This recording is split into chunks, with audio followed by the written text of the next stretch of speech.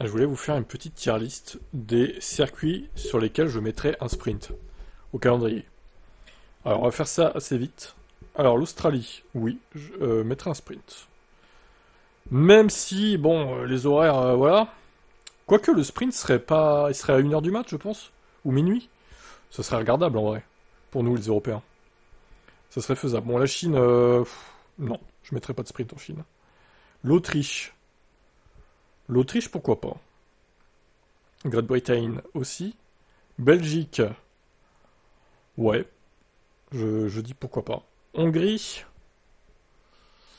Non, pas la Hongrie, c'est un tourniquet, ça sert pas à grand chose. Netherlands, Pays-Bas, non plus. Trop étroit. Monza, pourquoi pas. Azerbaïdjan, yes, allez, soyons fous. Singapour aussi. Ça fait beaucoup de sprint hein, quand même là. Hein. Austin aussi. Mexico, why not. Japon, non, c'est... Les horaires, non, en plus ça va pas aller. Brésil, yes. Vegas,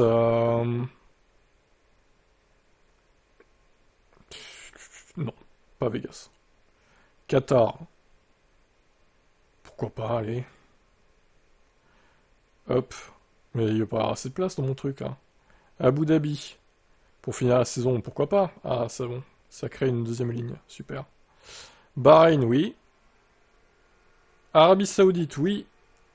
Miami. Euh...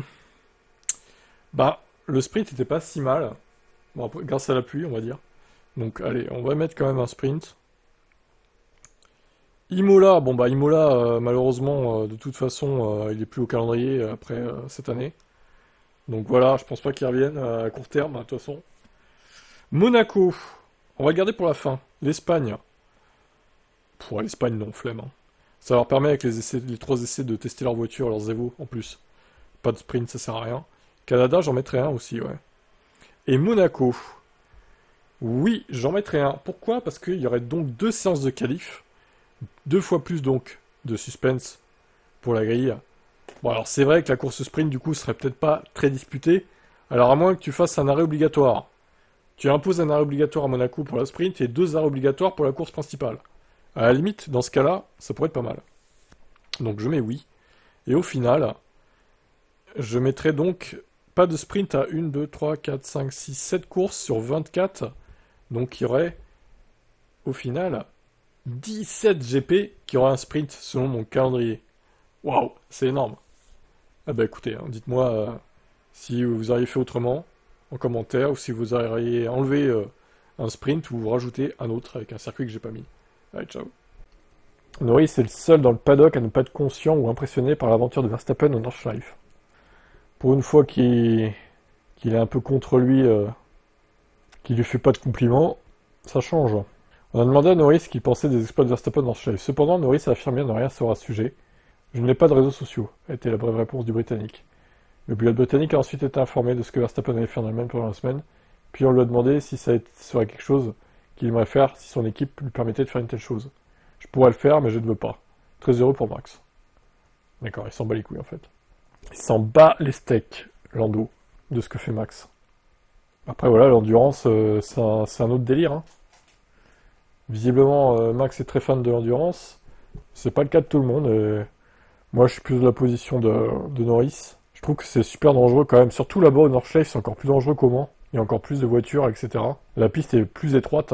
Il y a plus de virages. Donc, ouais, c'est pas le cas de tout le monde de vouloir faire ça, quoi. Très brève réponse, en tout cas, du pilote britannique. Ford confirme qu'ils resteront engagés auprès de Red Bull Racing, même si Max y part.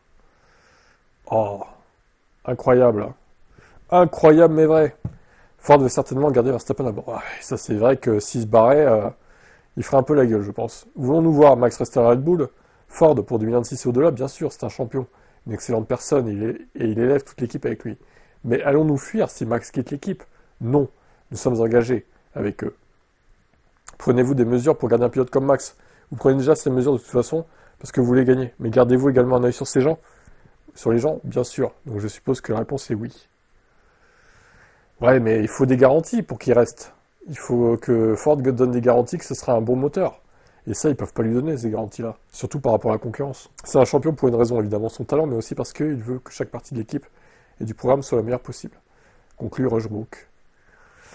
Ouais, bon, bah, sur le papier, en tout cas, Red Bull Ford, ça vend pas du rêve, hein, quand même. Hein. Sachant que c'est un tout nouveau constructeur, ça serait resté Red Bull Honda encore. Bon, j'aurais dit, peut-être qu'il y a moyen pour eux de performer. Mais Red Bull Ford, c'est tout nouveau, sachant qu'en plus, le châssis de la Red Bull 2026 va falloir qu'il soit réussi aussi. Il y a beaucoup de choses sur le papier qui font que Red Bull en 2026, c'est pas gagné du tout, hein, que ça performe. Hein. Encore moins qu'en 2025. Donc, il y a du doute pour Max.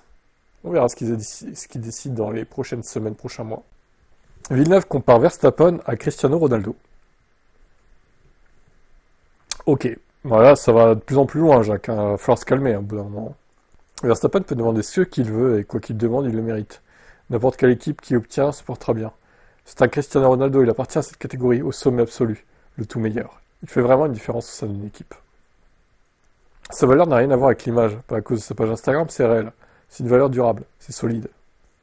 Il y a des rumeurs d'une année sabbatique pour Max, on ne le voit jamais abattu, il n'est jamais fatigué. Tant qu'il reste passionné, il continuera à courir. On ne le voit passionné par rien d'autre. Ça, oui, effectivement. Maintenant, quand on parle d'année sabbatique, ce serait année sabbatique en Formule 1, plutôt, et pas forcément en sport auto. C'est sûr que si en 2026 il roule pas en F1, il roulera ailleurs. Ça, j'en suis convaincu. Maintenant, je vois quand même pas arrêter ou mettre en pause sa carrière en F1. Ça m'étonnerait qu'il soit pas là en 2026 quand même.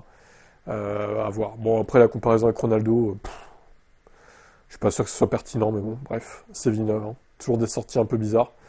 Est-ce que vous pensez que c'est le Ronaldo de la F1, Max? Montoya s'attend à un changement de pilote. Qu'est-ce qu'il fout dans une Red Bull, lui, d'ailleurs? Vernon Pablo? Ça va pas bien, hein? Pourquoi c'est dans une Red Bull, là? Traître. Selon le Colombien, Liam Lawson doit s'améliorer, avec un grand talent en attente. Ah, il pense peut-être que Lawson va se faire virer, du coup? Je vais vous dire la vérité, si Liam ne s'améliore pas davantage, je serais pas surpris que Red Bull place Lindblad, Arvid Lindblad, du coup, chez Racing Bulls.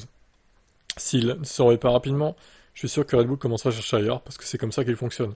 C'est Red Bull, c'est un peu comme ça que ça se passe avec Alpine aussi en ce moment. Chaque fois que Colapinto ne fait pas bien, la même chose arrivera. C'est ça, c'est le retour des pilotes sous pression. Est-ce que c'est vraiment une bonne stratégie de faire ça? Seul l'avenir nous le dira. Après, c'est vrai que Lawson, il se fait quand même taper régulièrement par Hadjar, qui est un rookie. Alors même si on n'arrive pas le talent d'Hadjar, hein, c'est sûr. Mais normalement, Lawson, il a un peu plus d'expérience qu'Hadjar, il devrait être devant un peu plus régulièrement, quoi. C'est pas normal de le voir derrière comme ça, surtout 3-4 dixièmes. C'est pas comme s'il était derrière d'un dixième, quoi. Donc attention à toi, Lawson. Ça craint.